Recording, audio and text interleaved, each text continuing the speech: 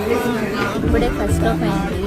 రామ్ చరణ్ గారు యాక్టింగ్ అయితే పీక్స్, అసలు గ్లోబల్ స్టారే. మాకైతే ఓన్లీ రామ్ చరణ్ గారి కోసమే రావాలనిపించింది. నిజంగా అతనికి ఇచ్చిన హైప్ వేరే లెవెల్ అండి. మూవీ అయితే అద్దరిపోయింది. స్టార్టింగ్ ఏంటంటే స్క్రీన్ ప్రెజెన్స్ చెకప్ కొట్టేశాడంటే, తర్వాత బీజిఎంస్ అయితే మామూలుగా ఇవ్వలేదండి, సూపర్.